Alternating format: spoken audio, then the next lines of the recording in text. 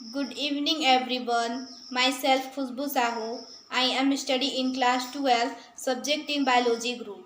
And my school name is Holy Cross Convent Higher Secondary School, Ambikapur, District Sarguja, Jila Chhattisgarh. My group number is first group, and my group name is Albert Einstein Group. Today I am going to discuss about me chapter 6 chemistry preparation of road iron. इसे हिंदी में बोलते हैं पिटवा लोहा प्राप्त करना। ये हमारा third topic है। तो चलिए हम स्टार्ट करते हैं। हमारा चैप्टर है 6 तत्वों के निष्कर्ष के सिद्धांत एवं प्रक्रम। इसे इंग्लिश में बोलते हैं general principle and process of insolence of elements. आज का हमारा टॉपिक है पिटवा लोहा प्राप्त करना। पिटवा लोहा कैसे प्राप्त करते हैं, इसे इंग्लिश में बोलते हैं प्रिपरेशन ऑफ रोट आयरन। तो हम जानेंगे पिटवा लोहा कैसे प्राप्त करते हैं। जो ढलवा लोहा होता है, ढलवा लोहा पिटवा लोहा में प्रावर्तन भट्ठी के द्वारा किया जाता है। हम यहाँ पे एक प्रावर्तन भट्ठी बनाएंगे, उसी प्रावर्तन भट्ठी से हमारा पिटवा लोहा प्राप्त होगा। तो यहाँ पे हमने प्रावर्तन भट्ठी बनाया है।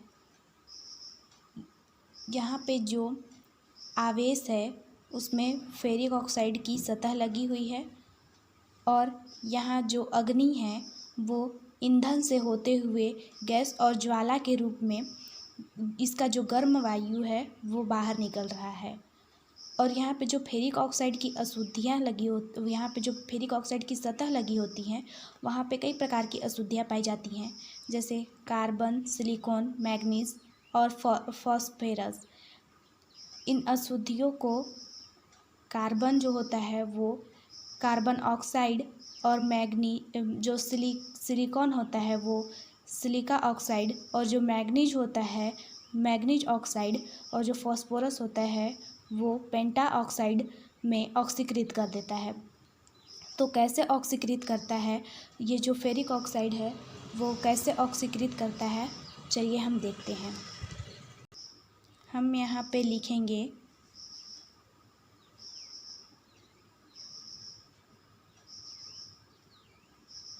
Ferric oxide plus carbon, iron plus carbon oxide. यहाँ पे हम लोग का ऑक्सीजन 3 है, तो हम लोग इसकी बैलेंसी फुल फिट करने के लिए यहाँ पे 3 लिखेंगे। और यहाँ पे हम लोग का आयरन 2 है, तो यहाँ 2 लिखेंगे। इसकी बैलेंसी फुल फिल्ड करने के लिए यहाँ 3 कार्बन है, तो यहाँ 3 लिखेंगे।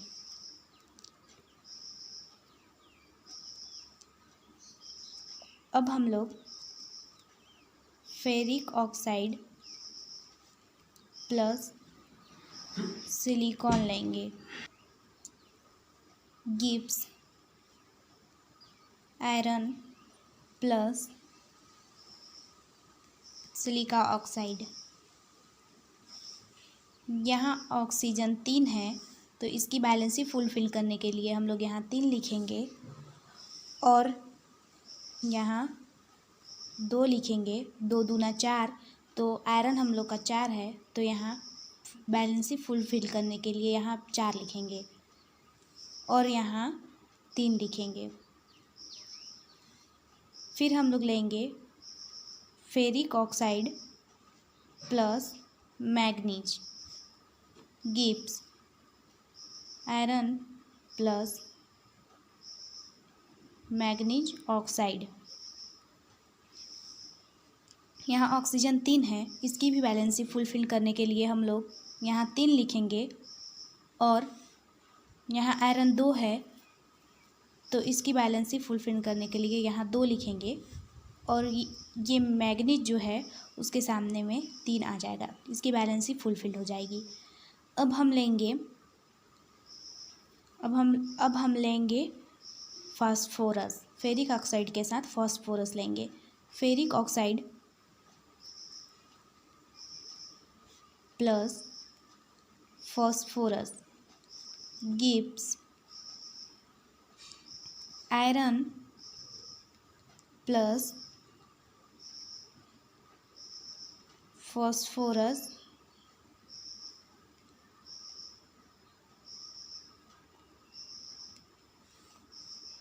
यहाँ हम लोग 3 नहीं ले सकते।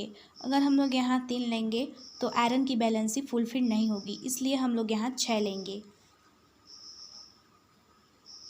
और यहाँ 3 लेंगे।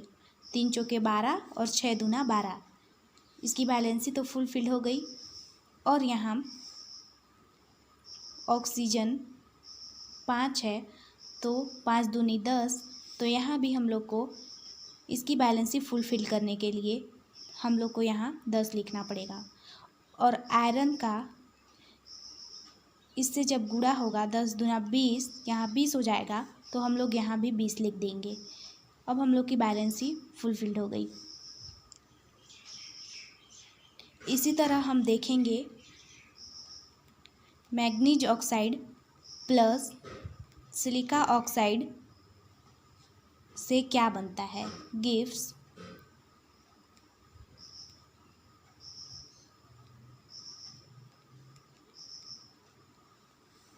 Manganese oxide plus silica oxide से जो हमारा प्रोडक्ट बनता है वो बनता है मैग्नीज सिलिकेट। ये एक धातुमल है। इसी प्रकार हम दूसरा देखेंगे फेरिक ऑक्साइड प्लस फॉस्फोरस पेंटा ऑक्साइड से क्या बनता है।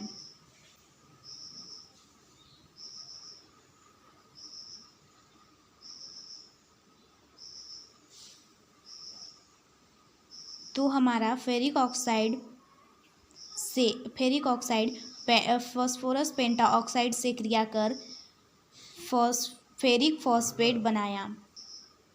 ये भी एक धातुमल है। आप देख सकते हैं कि मैग्नीज ऑक्साइड सिलिका से क्रिया करके एक धातुमल बनाया और फास्फोरस पेंटा ऑक्साइड फेरिक ऑक्साइड से क्रिया करके फेरिक फॉस्फेट बना लेता है। इसी प्रकार ये धातुमल के रूप में पृथक हो जाता है। जब यह क्रिया धातुमल के रूप में पृथक हो जाता है तो इनकी अशुद्धियाँ दूर हो जाती हैं और अशुद्धियाँ दूर होने से इनका गलनांक जो है बढ़ जाता है। और यहाँ पे हम लोग देखेंगे परावर्तन भट्ठी में जो लोहे की सतह होती है वो इनका गलनांक बढ़ने की वजह से इनकी जो लोहे की जो सतह होती है वो गाढ़ा हो जाता है। इसमें जो गाढ़ा लोहा बनता है उसे चम्मच की सहायता से निकालकर बॉल्स और ब्लम्स में रखते हैं, छोटी छोटी ढेरियों के रूप में रखते हैं और इन्हीं ढेरियों को भांप के स्टम हार्मर से कूटते हैं। जो भांप का हथौड़ा होता है उसी से इसे कूटते हैं, जिसे जो धातुमल हम लोग का जो पृथक हुआ था वो धातुमल इस प्रकार से अलग हो जाता है जिसे हमारा शुद्ध पिटवा लोहा प्राप्त होता है। यानी हम कह सकते हैं कि जो हमारा धातुमल होता है वो जो धातुमल उपस्थित होता है वो इस प्रकार से अलग हो जाता है और हमारा पिटवा लोहा प्राप्त हो जाता है। अब हम लोग आगे देखेंगे आयरन का यूज़ कहाँ कहाँ होता है, लोहे का यूज़ कहाँ होता है। लिखेंगे आयरन का यूज़। तो फर्स्ट है जो हमारा ढलवा लोहा होता है उस ढलवे लोहे का उपयोग खिलौने, पाइप और स्टोव आदि ढालने में होता है। सेकंड है ढलवा लोहे से पिटवा लोहा और इस्पात बनाया जाता है। ढलवे लोहे से ही पिटवा लोहा का इस्पात बनाया जाता है, पिटवा लोहा प्राप्त किया जा सकता है। जो पिटवा लोहा होता है उसे तार, बोल्ट, चैन और कृषि में उपयोगी औजार बनाए जाते हैं।